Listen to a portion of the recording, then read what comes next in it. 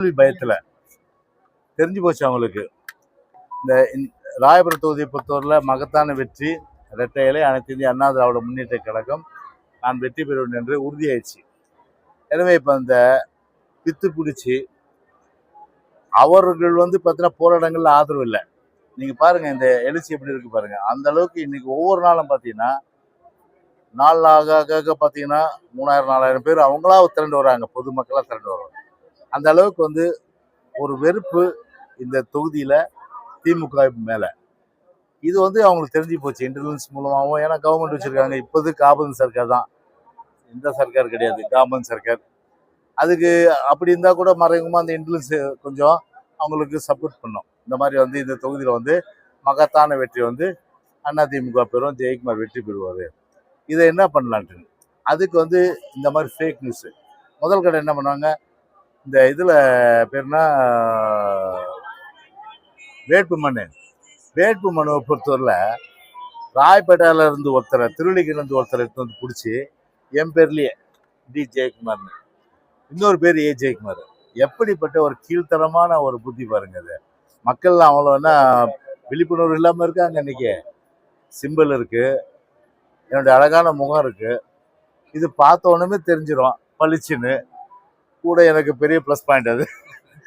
அப்படி தெரிகிற ஒரு உழைக்கும் இருக்கும். இது நம்மளோட இருப்பவர், நமக்காக உழைப்பவர் பார்த்து கட்டளைக்கு கரெக்டாக குத்துவாங்க முட்டாள்கள். அது ஒரு 2 பேரை போட்டாங்க. சரி போட்டாங்க, கீழ்த்தரமான அந்த எண்ணத்தை காட்டுது, தோல்வி பேத்தை காட்டுது. சரி இப்போ என்ன பண்ணிருக்காங்க பார்த்தா இந்த மாதிரி ஒரு ஃபேக் நியூஸ். என்னன்னா இஸ்லாமியர்கள் வாக்கு இல்லாமலேயே ராயபுரம் தொகுதியில் வெற்றி பெறுவேன் என ஜெயக்குமார் பேச்சான். இது யாரு? இந்த நியூஸ் தமிழ். தயவுசெய்து இந்த நியூஸ் தமிழை கேட்குறேன். இது சம்மந்தப்பட்ட யார் இதை வெளியிட்டதோ அவங்க மேல கடுமையான நடவடிக்கை நியூஸ் தமிழ் எடுக்கணும், சட்ட நடவடிக்கை. இது எடுக்கணும் தான் நான் இந்த நேரத்தில் கேட்டுக்கிறேன். எடுக்கிறது ஒரு பக்கம் இருக்கட்டும், இஸ்லாமியனோட உறவுன்றது எனக்கு 5 வருஷம் கிடையாது.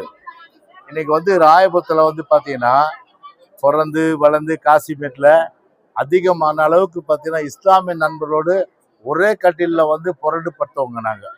இஸ்லாமியர்கள் என்னையும் பிரிக்க முடியாது. அப்படி இன்னைக்கும் பார்த்தா என்னோட ஃபேஸ்புக் எடுத்து பாருங்க, இங்கே நிற்கிற திமுக கேண்டிடேட்டு ஃபேஸ்புக் எடுத்து பாருங்க, இன்ஸ்டாகிராம் எடுத்து பாருங்க. சுபேர் எவ்வளோ இஸ்லாமியர் கல்யாணத்துக்கு போயிருப்பார், நான் எவ்வளோ இஸ்லாமியர் கல்யாணத்துக்கு போயிருப்பேன். அதை நான் சேலஞ்ச் பண்ணுறேன். அவர் இஸ்லாமிய சமுதாயம் சார்ந்தவர்.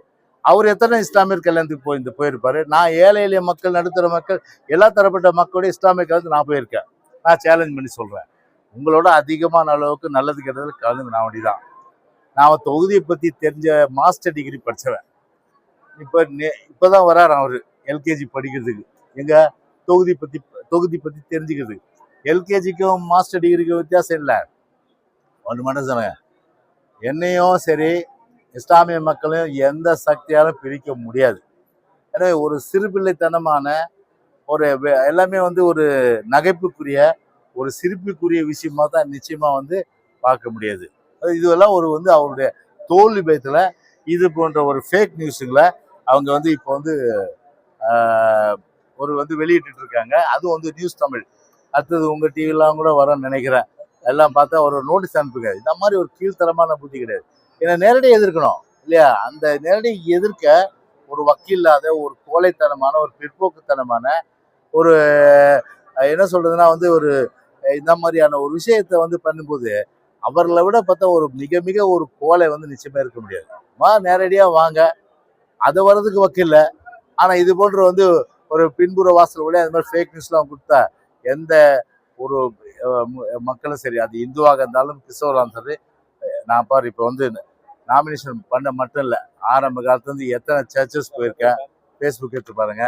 எத்தனை இஸ்லாமிய ஃபங்க்ஷன் போயிருக்கேன், எத்தனை இந்து கோயில் ஃபங்க்ஷன் போயிருக்கேன், அதெல்லாம் எடுத்து பாருங்க. நீங்க மதத்தை சார்ந்தவர் இல்லாம மதத்துக்கு அப்பாற்பட்டு இருக்கணும், அதுதான். ஆனா இதே இப்ப என்ன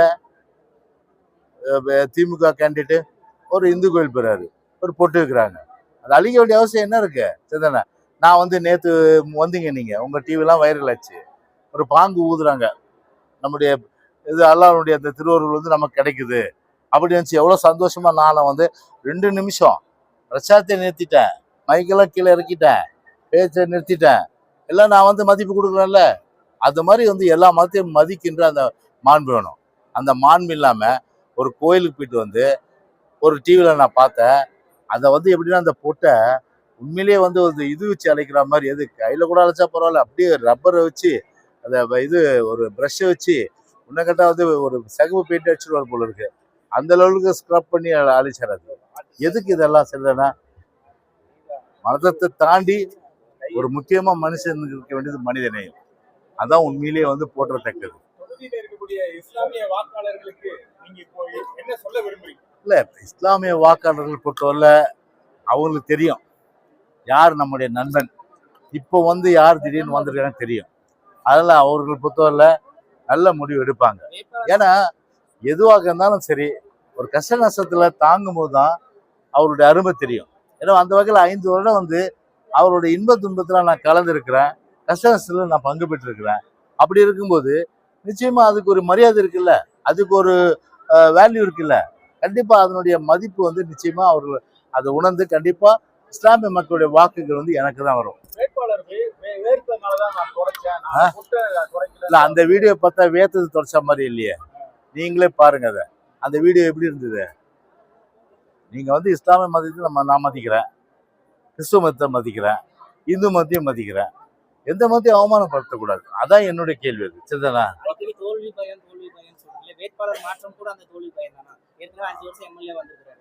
அதான் சொல்றேனே, இப்ப வந்து திமுக காரங்க இங்க நொந்து, திமுக பொறுத்தவரை ஓடா உழைச்சி நொந்து நூடுல்ஸ் ஆயிட்டாங்க. இன்னைக்கு அவங்களுக்கு என்ன அங்கீகாரம் கிடைச்சதுன்னு நான் கேட்குறேன். ராயபுரத்தில் யாருமே டிஎம்கே இல்லையா? எத்தனையோ பேர் வந்து தியாகம் பண்ணவங்க இருக்காங்க, எத்தனையோ பேர் வந்து பார்த்தீங்கன்னா கட்சிக்காக உழைச்சவங்க இருக்காங்க, எத்தனையோ பேர் பார்த்தீங்கன்னா அறுபாடுபட்டு கட்சி வளர்த்தவங்க இருக்காங்க. அவங்கள யாராவது ஒருத்தர் கொடுத்துட்டு போயிருக்கலாம்னு அவங்களுடைய எண்ணம். அது அப்படி வந்து கொடுக்காம வெளியில இருந்து இறக்குமதி வந்து செய்யறேன்னா அந்த அளவுக்கு வந்து இன்னைக்கு திமுக வந்து அதை அந்த திமுக உழைச்சவங்களுடைய நெஞ்சம் எப்படி இருக்கும்? கண்டிப்பா அவ்வளோ கஷ்டத்துல இருக்காங்க இன்னைக்கு, மன கஷ்டம்.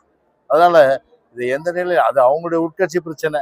நான் அதுக்குள்ள போல, யாரை போட்டாலும் சரி, உள்ளூர் ஆளை போட்டாலும் சரி, வெளியூர் ஆளை போட்டாலும் சரி, இல்லை அமெரிக்கால இருந்து கொண்டு வந்தாலும் சரி, ஆப்கானிஸ்தான் இருந்து கொண்டு வந்தாலும் சரி, இல்லை வந்து இது ஸ்ரீலங்கால இருந்து கொண்டு வந்தாலும் சரி, யார் இங்க வந்தாலும் சரி, கண்டிப்பா பார்த்து அதிமுக வெற்றி வந்து உறுதி செய்யப்பட்டது.